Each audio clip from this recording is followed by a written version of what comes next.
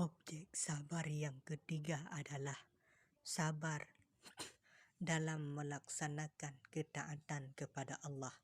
Allah berfirman, Rabbus samawati wal ard wa ma bainahuma fa'buduhu wastabir li'ibadatih hal ta'lamu lahu samia. Dialah Tuhan yang menguasai langit dan bumi dan segala yang ada di antara keduanya. Maka sembahlah Dia dan berteguh hatilah dalam beribadah kepadanya. Apakah engkau mengetahui ada sesuatu yang sama dengannya? Maryam 65. Ayat ini dimulai dengan penegasan tentang Tuhan selaku penguasa langit dan bumi beserta segala isinya yang harus disembah melalui aneka ragam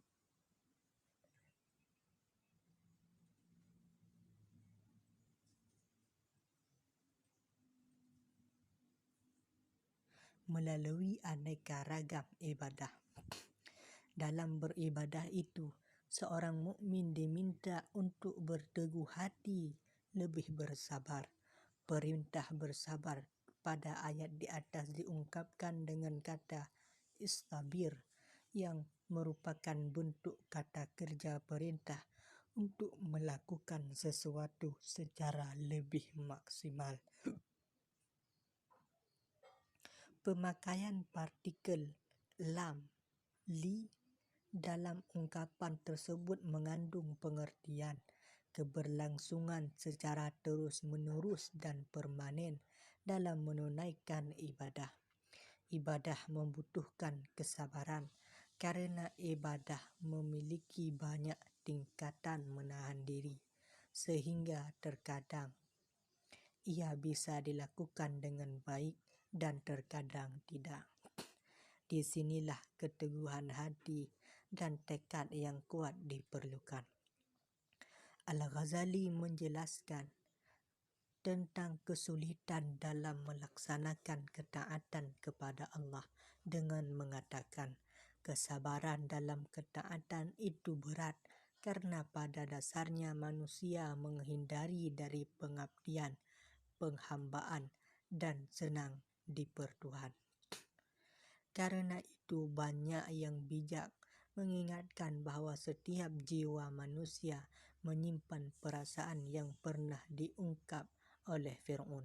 Ana rabbukumul a'la, aku ini adalah Tuhanmu yang maha tinggi. An-Nazi'at 24. Hanya saja Fir'aun mempunyai kesempatan untuk itu dan diperlakukan sebagai Tuhan oleh kaumnya. Setiap orang punya perasaan seperti itu ketika di hadapan pelayannya dan pengikutnya serta orang-orang yang ada di bawah kekuasaannya, walaupun tidak dinampakkan. Ubudiyah juga berat bagi jiwa manusia secara mutlak. Ada di antaranya yang tidak disenangi karena manusia malas, ada yang tidak disenangi karena ia kikir seperti zakat, ada yang tidak disenangi karena keduanya seperti haji dan jihad. Dalam melaksanakan ketaatan diperlukan kesabaran dalam 3 hal. Yang pertama, sebelum melakukan ibadah dengan meluruskan niat, ikhlas dan menahan diri dari riya. Pentingnya kesabaran sebelum memulai ibadah ditegaskan misalnya dengan mendahulukan sabar daripada amal saleh dalam firman Allah Surah Hud ayat 11. Kecuali orang-orang yang sabar dan mengerjakan kebajikan, mereka memperoleh pahala yang besar. Yang kedua, ketika melaksanakan ibadah agar tidak lalai hatinya dari Allah dan tidak malas dalam melaksanakan sesuai ketentuannya. Agaknya inilah yang dimaksud dalam firman Allah, ni'ma ajrul amilin alladzina sabaru. Itulah sebaik-baik pembalasan bagi orang-orang yang beramal, yaitu orang yang bersabar dan bertawakal kepada Tuhannya. Al-Ankabut 58:59. Dengan kata lain, mereka yang beramal dengan penuh kesabaran sampai amal tersebut selesai, itulah yang akan mendapat sebaik-baik pembalasan. Yang ketiga, setelah melaksanakan ibadah dengan tidak menampakkan kesombongan ria, ujub berbangga diri, dan hal-hal lain yang dapat membatalkan pahala ibadah. Contohnya, tidak bersabar setelah bersedekah dengan ria dan menyakiti si penerima. Al-Baqarah 264. Objek sabar yang keempat adalah sabar terhadap gangguan yang tidak beriman.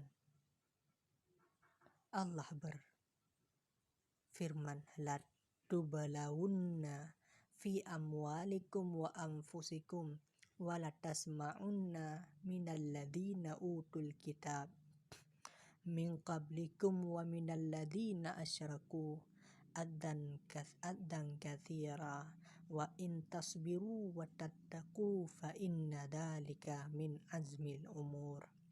Kamu pasti akan diuji dengan hartamu dan dirimu, dan pasti kamu akan mendengar banyak hal yang sangat menyakitkan hati dari orang-orang yang diberi kitab sebelum kamu dan dari orang-orang musyrik.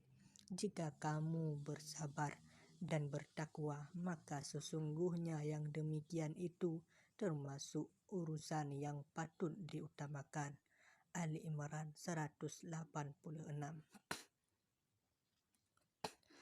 Ayat di atas mengingatkan kita bahwa cemoohan dan pelecehan dari musuh-musuh Islam selalu akan terjadi dan tidak akan terhenti.